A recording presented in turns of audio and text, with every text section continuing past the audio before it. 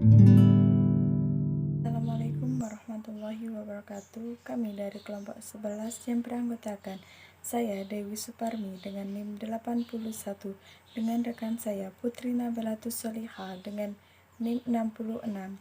Di sini kelompok kami akan menjelaskan mengenai ketidakstabilan pasar finansial. Ada beberapa hal yang akan dibahas dalam kelompok kami, yaitu yang pertama, pengertian stabilitas keuangan, yang kedua yaitu pentingnya stabilitas keuangan, yang ketiga yaitu stabilitas keuangan, yang keempat yaitu faktor penyebab ketidakstabilan pasar keuangan, yang kelima yaitu dimensi ketidakstabilan keuangan, yang keenam yaitu kriteria ketidakstabilan, yang ketujuh yaitu biaya ketidakstabilan keuangan, yang kedelapan yaitu peranan kebijakan, dan yang kesembilan yaitu peranan bank sentral dan pengendalian stabilitas keuangan.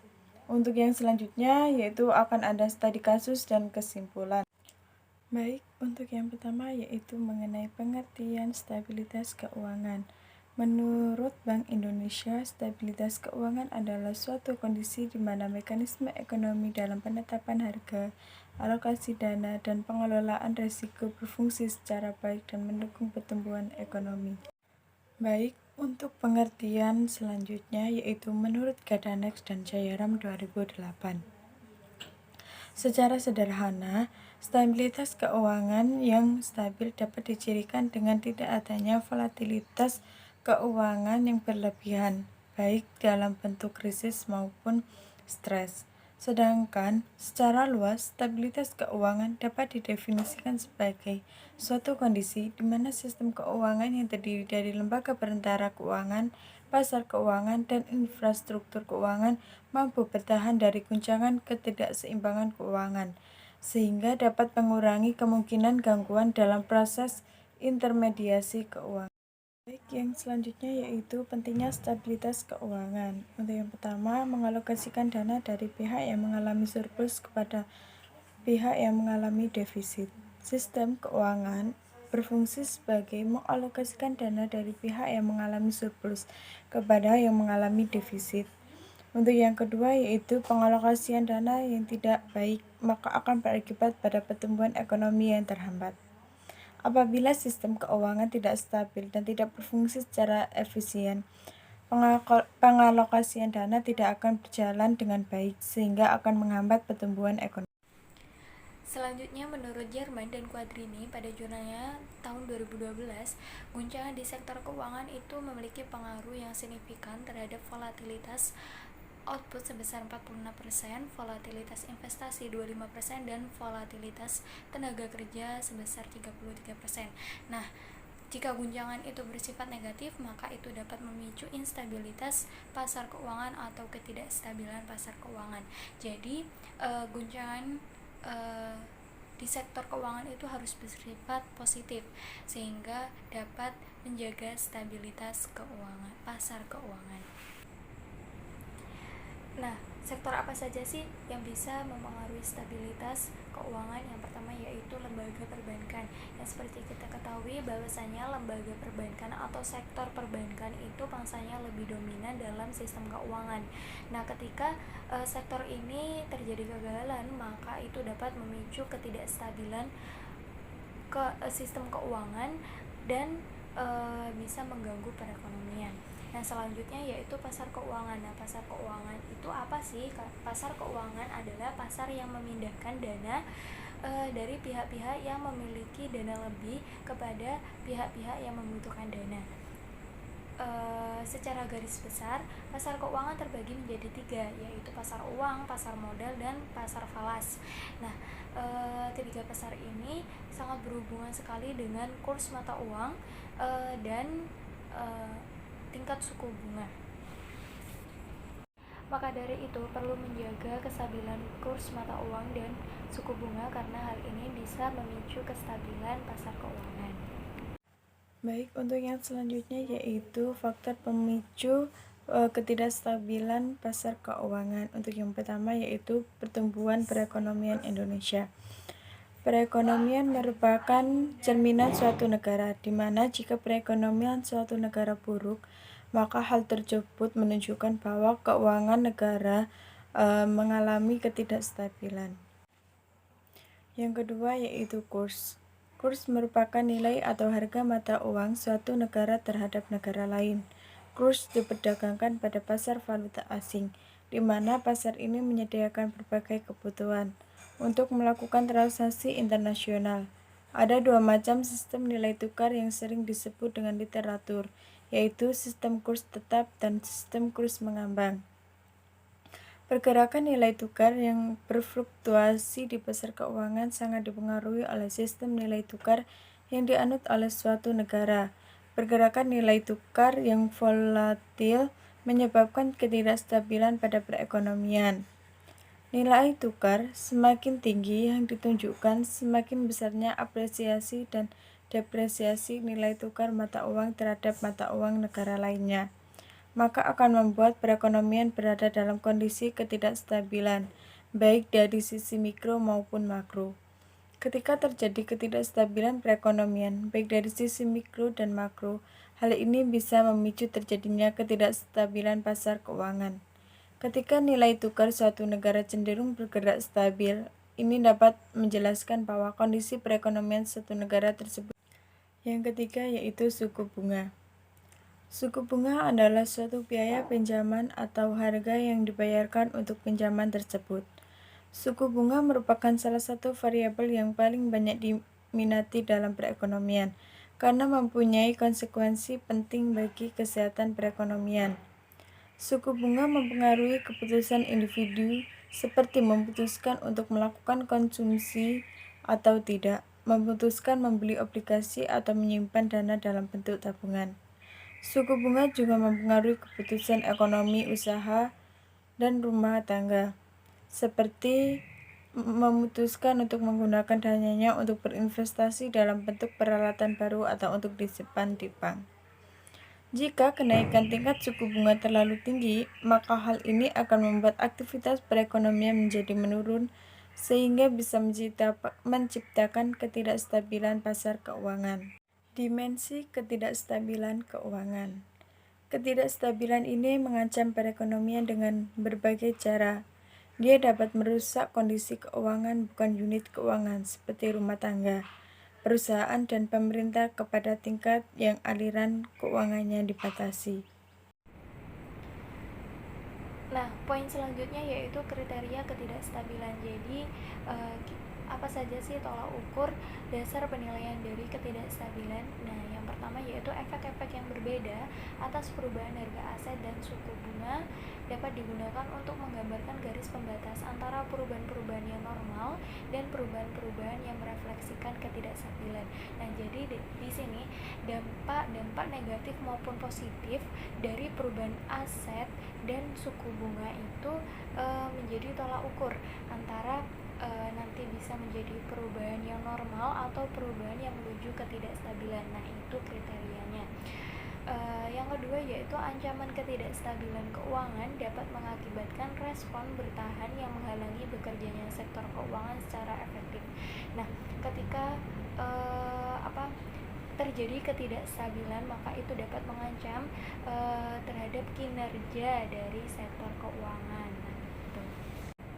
Poin selanjutnya yaitu biaya ketidakstabilan keuangan. Nah, jadi berapa sih harga yang perlu dibayar atas terjadinya ketidakstabilan keuangan? Yang pertama yaitu dampak negatif dari ketidakstabilan sektor keuangan untuk suatu perekonomian. Nah, begitu. Yang kedua yaitu ketika terjadi ketidakstabilan keuangan, maka itu berdampak terhadap kinerja perekonomian. Terus selanjutnya yaitu biaya dan konsekuensi ketidakstabilan keuangan tergantung dari tingkat tekanannya.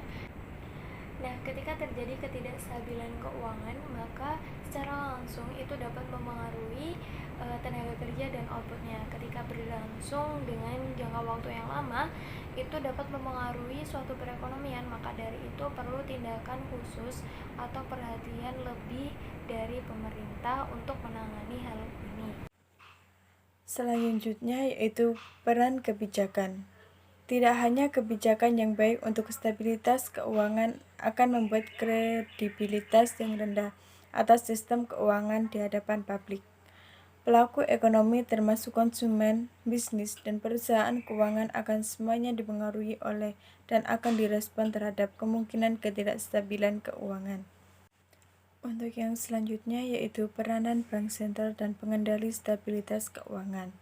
Yang pertama, kebijakan pencegahan adalah ukuran antisipasi yang diambil untuk mengurangi biaya potensial atas ketidakstabilan keuangan dengan membuat ketidakstabilan keuangan berkurang kemungkinannya untuk terjadi atau dengan meminimalkan kerusakan pada saat hal tersebut terjadi. Yang kedua yaitu di antara kebijakan pencegahan dalam kebijakan hukum yang menerapkan transaksi keuangan. Kerangka berpikir peraturan tata kelola bank dan institusi keuangan lain. Ukuran pembuktian risiko untuk memperjelas dan peraturan penyelesaian untuk pembayaran sekuritas nilai tukar ketentuan asuransi deposito. Yang ketiga yaitu kebijakan yang kedua adalah penahanan, yaitu tindakan yang bisa diambil untuk mengembalikan atau mengatasi kerasnya ketidakstabilan yang terjadi. Hal ini termasuk peran bank sentral sebagai the lender of the last resort yang melindungi institusi dari kesulitan likuiditas. Terlebih, tindakan yang cepat untuk institusi yang lemah juga dapat membatasi kerugian dari ketidakstabilan. Kebijakan ketiga adalah tindakan perbaikan yang digunakan untuk meminimalkan ketidakstabilan keuangan setelah terjadi. Nah, akhirnya kita sudah memasuki pembahasan studi kasus. Kelompok kami mengambil jurnal dari IT Puji Lestari dengan judul Dampak Ketidakstabilan Nilai Tukar Rupiah Terhadap Permintaan Uang M2 di Indonesia. Dalam jurnal tersebut menjelaskan bahwasanya terjadi suatu krisis ekonomi dan keuangan di Thailand yang mana berdampak terhadap perekonomian negara-negara ASEAN, tak terkecuali Indonesia. Nah, pada saat keseimbangan eksternal itu terganggu, ternyata keseimbangan internal itu juga terganggu, di mana kenaikan harga barang-barang itu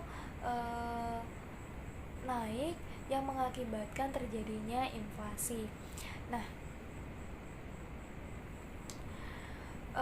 pada kasusnya di Indonesia sendiri itu ketika terjadi krisis kurs mata uang itu merembet ke sektor-sektor lainnya sehingga terjadi krisis ekonomi.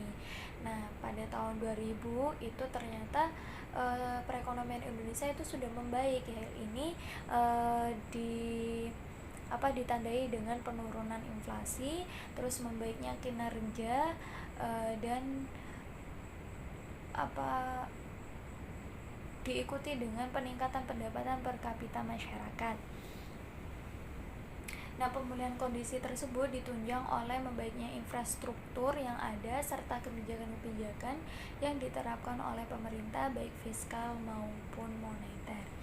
Nah, kondisi tersebut, kondisi yang saya jelaskan tadi atau kondisi non stasioner tersebut menunjukkan bahwa secara teoritis terdapat masalah yang berkaitan dengan stabilitas. Berangkat dari kondisi yang sangat fluktuatif tersebut, maka artikel tersebut ingin menganalisis permintaan uang di Indonesia dengan teknik time series non-stasioner pada saat terjadi ketidakstabilan nilai tukar pada tahun 1997 pada bulan Januari sampai 2006 pada bulan April. Yaitu menganalisis perilaku variabel penentu permintaan uang yang memiliki karakteristik yang sangat fluktuatif di Indonesia, terutama setelah Bank Indonesia mengenakan sistem kurs mengambang bebas dan mengukur besarnya kecepatan penyesuaian atau speed of adjustment jangka panjang permintaan uang. Nah, dari hasil pengamatan dari ST Puji Lestari yaitu menghasilkan Dari hasil estimasi di atas diakui bahwa kemampuan nilai tukar atau kurs dalam menjalankan variasi ketidakseimbangan jangka pendek permintaan uang tidaklah terlalu efektif karena model ECM-nya sendiri itu tidak memberikan hasil yang signifikan. Nah, seperti itu. Kesimpulan ini sama dengan dikemukakan oleh Baba et al.